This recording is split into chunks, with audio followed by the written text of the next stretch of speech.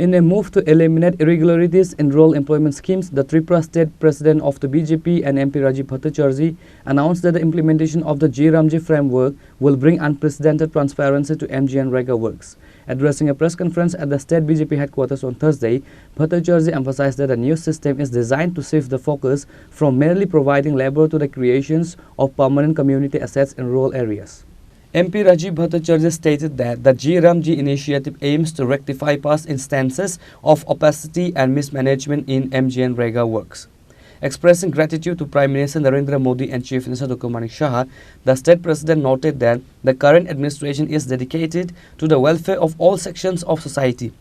He revealed that the government is preparing a roadmap for 2026 to implement even more citizen-centric programs. He highlighted several state-specific schemes, including the Tripura Women Entrepreneurs Policy offering loans up to 1 crore with a 35% subsidy, the Mukhyamantri Balika Samriddhi Yojana fixed deposits for girl children to curb child marriage, increased social allowance and the promotion of Lakpati Didis through self-help groups.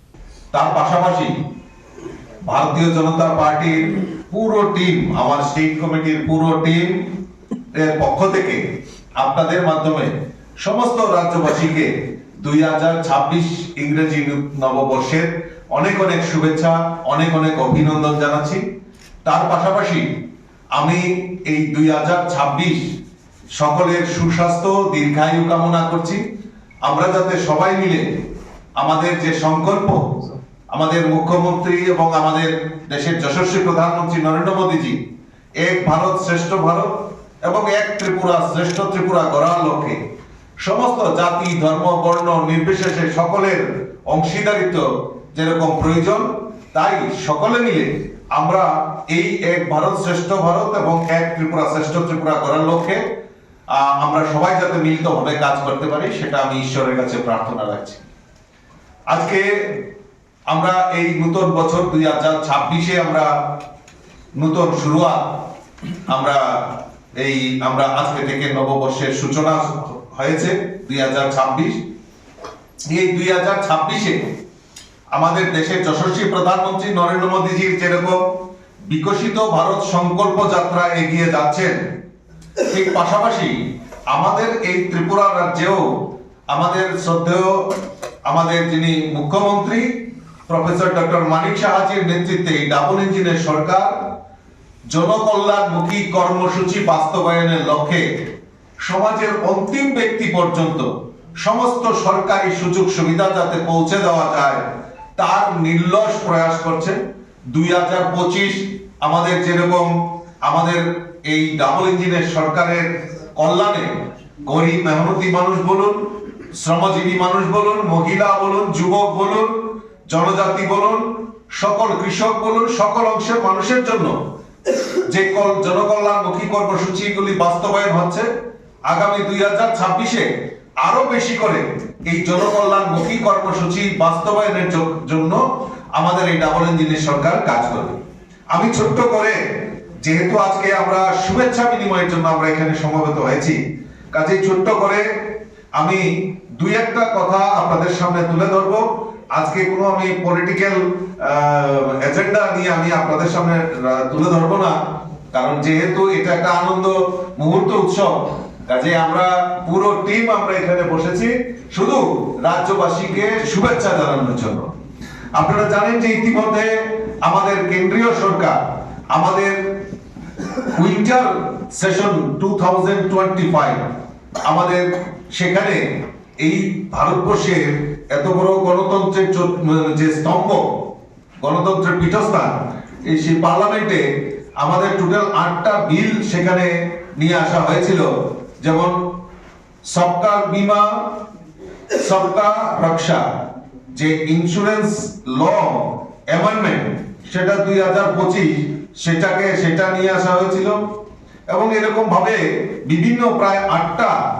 আপনাদের কাছে আমরা press রিলিজের মাধ্যমে সেগুলি দিয়ে দেব health security national security case bill 2025 সেটাও নিয়ে আসা হয়েছিল সেন্ট্রাল এক্সাইজ তো এটাও নিয়ে আসা হয়েছিল এবং সবচেয়ে উল্লেখযোগ্য সেটা হলো আমাদের বিকশিত ভারত রোজগার এবং আজীবিকা গ্যারান্টি এই বিলটা পার্লামেন্টের আমাদের লোকসভা এবং রাজ্যসভাতেও সেই বিল সেখানে পাস করা হয় এবং এটা পরবর্তী সময়ে অনুমোদনের জন্য আমাদের সেই রাষ্ট্রপতির কাছে অনুমোদনের জন্য গেছেন এবং সেটাতে এই বিলে কি রয়েছে এটা নিয়ে বহু চর্চিত, বহু জায়গায় আলোচনা হয়েছে। তো এই যে জি যে বিলটা নিয়ে আসা হয়েছে, যে বিকশিত ভারত রোজগার আজীবিকা গ্যারান্টি মিশন গ্রামীণ, তাতে এর আগে যেরকম মনরেগাতে ম্যান্ডেট ছিল যে 100 দিনের কাজের গ্যারান্টি, সেটাকে বৃদ্ধি করে 125 দিন করা হয়েছে। আর সবচেয়ে বড় জিনিস যেটা আমরা দেখতে পাই, এই বিলটা যদি আমরা পর্যালোচনা করি তাহলে আমরা দেখতে পারবো যে সেখানে আমাদের স্বচ্ছতাকে প্রাধান্য দিয়ে সেখানে এই বিলটাতে এই বিলটাকে পরিবর্তন করা হয়েছে। স্বচ্ছতা মানে কি? যেরকম আমরা এই ত্রিপুরা রাজ্যে যদি আমরা দেখি যে এইটাকে নিয়ে পলিটিক্যালাইজেশন, অর্থাৎ কোন স্থায়ী সম্পদ তৈরি না করে কিছু কিছু সুবিধাভোগী এবং কিছু স্বার্থান্বেষী লোকেরা এই মনরেগাকে পাথেয় করে তারা তাদের ব্যক্তিগত সম্পত্তি, তাদের যে আর্থিক রোজগার সেটা বৃদ্ধির লক্ষ্যে সেই কাজটা করেছে। আমরা ত্রিপুরা রাজ্যের কথাই যদি আমরা দেখি, বিগত দিনে আমরা যদি দেখি